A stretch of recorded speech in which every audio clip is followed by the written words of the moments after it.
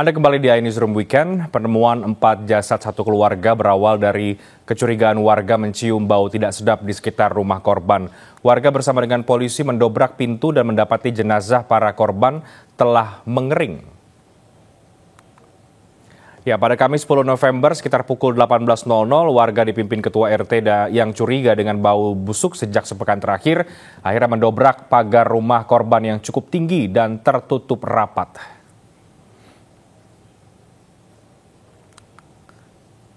Dan setelah masuk ke teras rumah, warga membuka jendela.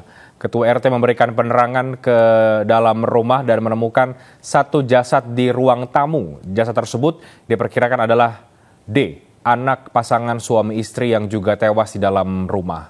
Setelah mendapati ada jasad di dalam rumah, warga segera melapor polisi. Polisi bersama dengan warga kemudian mendobrak pintu rumah korban dan mendapati ada 4 jasad, diantaranya 1 jasad di ruang tamu, 2 jasad di kamar utama, dan 1 jasad di kamar belakang.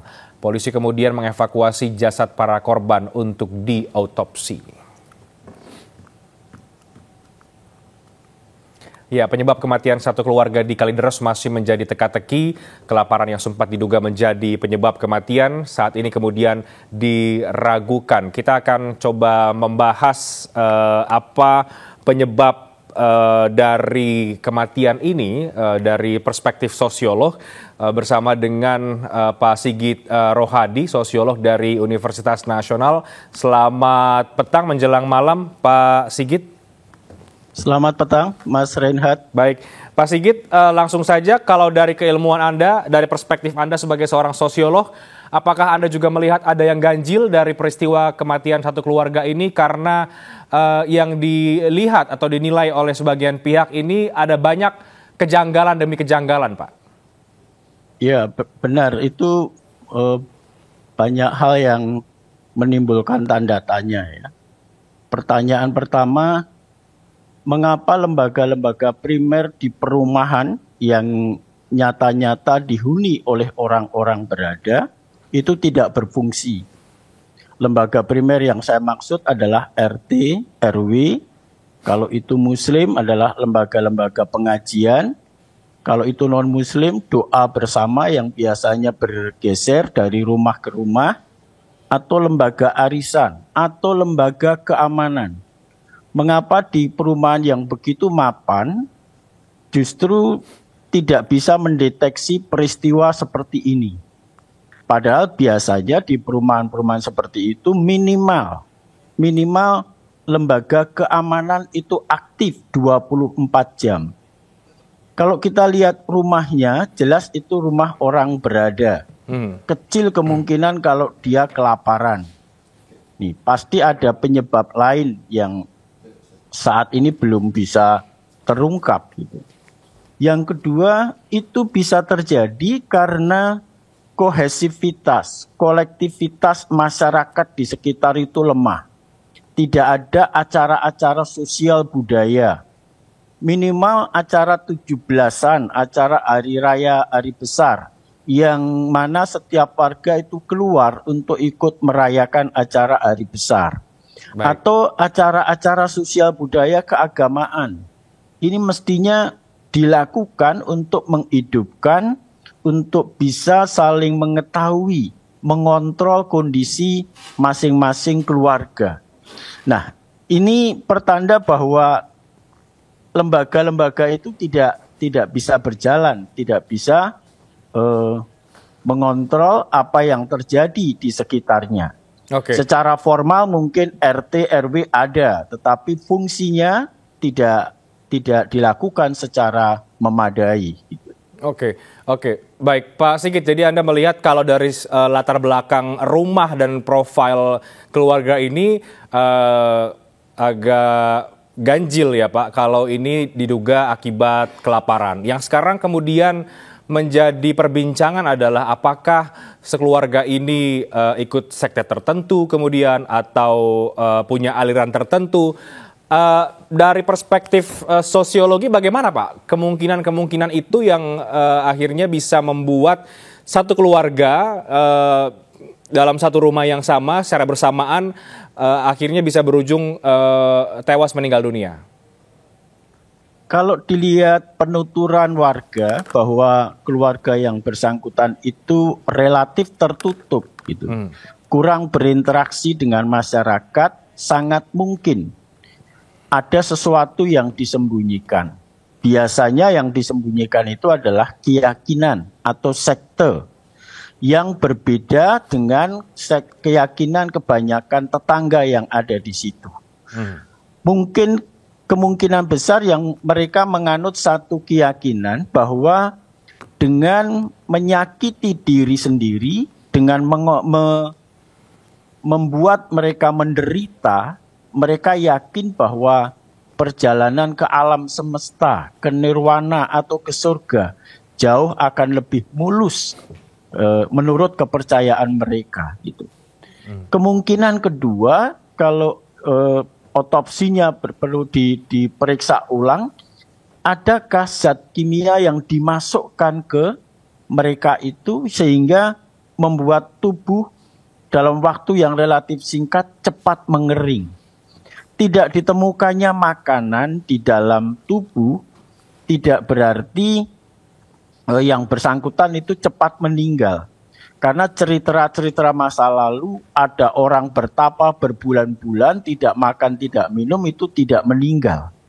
Nah kalau ini hanya dalam waktu 1-2 minggu kemudian meninggal, saya pikir ada pekerjaan ekstra keras yang harus dilakukan oleh polisi dan oleh para ahli kesehatan khususnya dokter di dalam memeriksa adakah zat kimia yang sengaja dimasukkan atau dimasukkan oleh mereka sendiri untuk mengakhiri kehidupan mereka. Baik. Itu yang barangkali bisa diduga untuk sementara ini. Baik. Jadi Anda melihatnya kemungkinan ini ada yang disembunyikan begitu ya, sehingga terjadi peristiwa kematian secara bersamaan ini dan ada kejanggalan di sana. Kita ke informasi masih terkait dengan ini Pak Sigit. Ini ada pihak keluarga yang kemudian membantah jika keluarga tewas di dalam rumah di kawasan perumahan Citra Garden 1 Extension Kalideres Jakarta Barat ini akibat kekurangan ekonomi. Kita nggak pernah komunikasi, justru itu yang jadi susah ya. Itu udah lama banget nggak pernah kontak sama dia. Berapa bulan itu? Tahunan Pak. Tahunan. Terus mengetahui meninggalnya gimana? Dari Pak RT-nya. RT-nya pas kebenar kakak kan adik Pak RT-nya tinggal di depan Gunung Sari di rumah kakak. Dari kakak baru kontakkan ke saudaranya. Kalau ibu sendiri hubungannya dengan adik Buren. Adiknya dari istri? Istrinya. Itu kalau kondisi ekonominya keluarga gimana sih? Ya sedang-sedang aja biasa ya kalau menurut saya ya. Nggak pernah ada keluhan dan sebagainya, enggak. Ya istilahnya standar lah, umum gitu. Kalau secara ekonomi? Ya cukup. Tapi pernah lalu nggak punya makanan? Enggak. Nah justru itu kita udah berapa puluhan tahun kan nggak pernah kontekan. Itu yang jadi masalah. Kalau misalnya hanya cuma lapar gitu nggak punya makanan kan bisa. Baik, jadi Pak Sigit kalau keluarga korban ini mengakui bahwa secara ekonomi ini tidak kekurangan. Jadi sekali lagi Anda melihatnya dari kacamata Anda, penyebab yang paling mungkin dari peristiwa yang penuh dengan misteri ini apa? Pak Sigit melihat dari profil keluarga ini, kemudian peristiwa kematiannya yang cukup tertutup dengan tetangga misalnya. Ini juga pernyataan adik atau keluarga dari almarhumah tadi juga menimbulkan tanda tanya besar. Tidak berkomunikasi dengan keluarga dalam waktu tahunan. Ini jelas tidak masuk akal sebagai satu keluarga. Perlu didalami lagi apakah keluarga itu memang dari awal punya masalah sehingga dijauhi oleh kakak adik yang lainnya.